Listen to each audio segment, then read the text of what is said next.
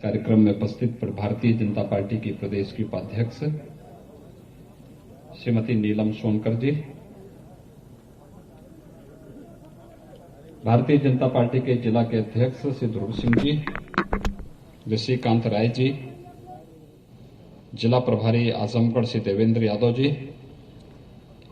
प्रदेश मंत्री श्रीमती शकुंतला चौहान जी, क्षेत्रीय महामंत्री श्री सहजानंद राय जी, अरविंद जायसवाल जी, मंजू सरोज जी, जयनाथ सिंह जी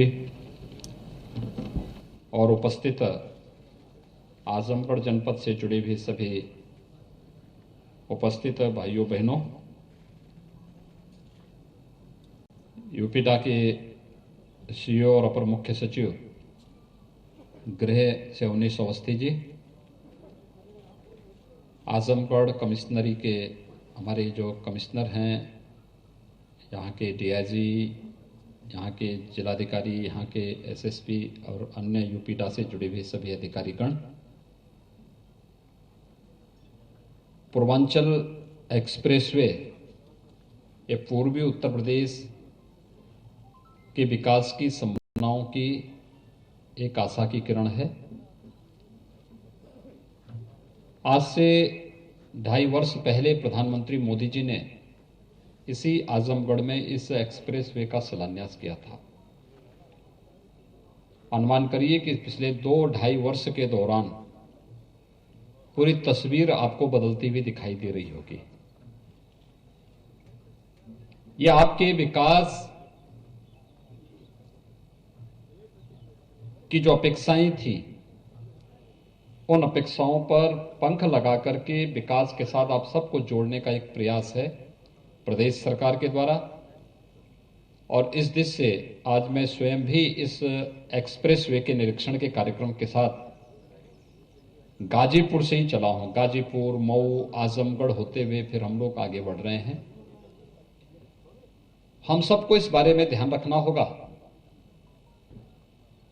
कि विकास ही वास्तव में हम सबके जीवन में परिवर्तन लाएगी। और आजमगढ़, अनुमान करिए आज से 3 वर्ष 4 वर्ष पहले तक आजमगढ़ के नाम से लोग कांपते थे। आजमगढ़ के नाम पर लोग किराए पे मकान नहीं देते थे। यहां का युवा अगर कहीं जाता था और आजमगढ़ नाम बता देता था तो लोग उसको पिंड छुड़ाते थे।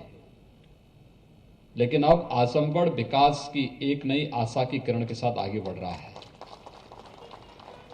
और आशा की एक किरण एक्सप्रेसवे यहां के औद्योगिक विकास को एक नई ऊंचाइयों तक पहुंचाएगा। साथ ही साथ हम आजमगढ़ में विश्वविद्यालय भी दे रहे हैं। विश्वविद्यालय के लिए जमीन की समस्या आ रही है, ये आजमगढ़ वासियों को सोचना चाहिए। अब तक नहीं तो विश्वविद्यालय का कार्य भी प्रारंभ हो गया होता।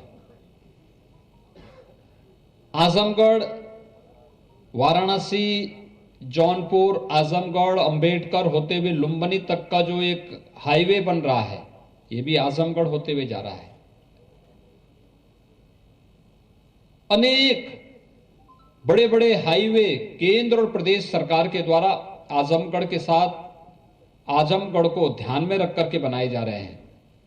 ये इसलिए जिससे विकास की योजनाओं के माध्यम से हम यहां की अपेक्षाओं और जन आकांक्षाओं की पूर्ति करने में सफल हो सकेंगे। मेरा आप सबसे यह अपील होगा, विकास हमारी प्राथमिकता होनी चाहिए और हम सब सकारात्मक सहयोग इसके साथ करें। यह सकारात्मक सहयोग ही न केवल आपके लिए बल्कि आने वाली पीढ़ी के भविष्य के लिए भी बहुत निर्णायक सिद्ध होगा। हमारा प्रयास है कि 31 मार्च तक मुख्य एक्सप्रेसवे हम लोग बना करके तैयार करें और एक्सप्रेसवे को बनाने के साथ फिर यहां पर हर जनपद में औद्योगिक क्लस्टर भी विकसित किया जाए, जिससे औद्योगिक निवेश और उसके माध्यम से पूर्वी उत्तर प्रदेश के नौजवानों को रोजगार और नौकरी की संभावनाओं को भी उसके साथ जोड़ा जा सके। इसकी तैयारी की जा रही है, युद्ध स्तर पर तैयारी की जा रही है। और उसी दृष्टि से मैं यहाँ पर आपके बीच में इस एक्सप्रेसवे के निरीक्षण के लिए आया हूँ। आप सभी इस अवसर पर आए हैं। आप सबका मैं हृदय से अभिनंदन करता हूँ। आप सबको मैं हृदय से बधाई भी देता हूँ, अपनी शुभकामनाएं भी देता हूँ और विश्वास व्यक्त करता हूँ कि जब हम लोग अप्रैल माह में प्रधानमंत्री मोदी जी के कर कमलों से फिर से इस एक्सप्रेसवे का उद्घाटन करेंगे तो दुनिया देखेगी कि 18 में जिस एक्सप्रेसवे का निर्माण प्रारंभ हुआ था, 3 साल का लक्ष्य था और वैश्विक महामारी कोविड के बावजूद 3 साल से पहले ही हम इस एक्सप्रेसवे को जनता को समर्पित कर दे रहे हैं। विकास का ये मॉडल देश और दुनिया के लिए आकर्षण का केंद्र बनेगा और पूर्वी उत्तर प्रदेश के नौजवानों के लिए रोजगार और नौकरी की व्यापक संभावना को लेकर के आगे आएगा। आज के इस अवसर पर आप सबको मैं एक बार फिर से हृदय से बधाई देता हूं, अपनी शुभकामनाएं देता हूं। धन्यवाद। जय हिंद।